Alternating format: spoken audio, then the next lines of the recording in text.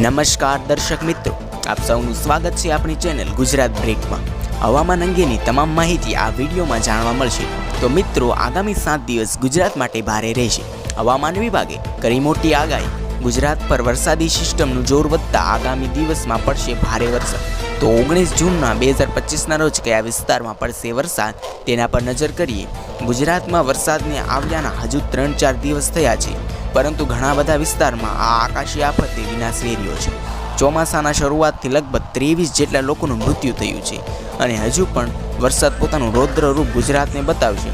સૌરાષ્ટ્રના બોટાદ, ભાવનગર અને અમરેલીમાં અતિ ભારે વરસાદ પડ્યો, જેનાથી જનજીવન અસ્તવ્યસ્ત થઈ ગયું।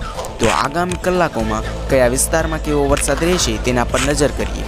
તો અંબાલાલ પટેલ અને પરેશ ગોસ્વામીએ કરી મોટી આગાહી। આગામી 24 કલાકમાં વરસાદ સાથે પવન ફૂંકાશે। તો સૌપ્રથમ સૌરાષ્ટ્રની વાત કરીએ તો ભાવનગર, બોટાદ, સુરેન્દ્રનગર, અમરેલીમાં પડશે ભારે વરસાદ।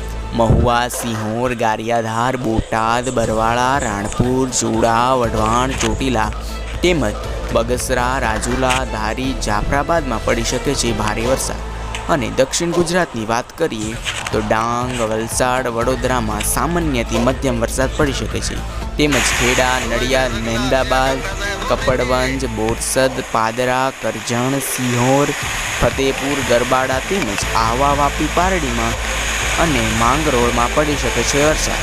મધ્ય ગુજરાતમાં પાટણ, અમદાવાદ, મહેસાણા, આણંદ, ગાંધીનગર, અંકલેશ્વર, નેત્રંગ, ઝઘડિયા, જસદણ, ગોંડલ, વિંછિયા, ટંકારા, વાંકાનેર, ગાંધીધામ, લોલ, વડનગર, કડી, કલોલ, ઊંઝા, પાટણ, સિદ્ધપુર, રાધનપુરમાં સામાન્યથી મધ્યમ અને કોઈક વિસ્તારોમાં ભારેથી અતિ ભારે વરસાદ પણ પડી શકે છે।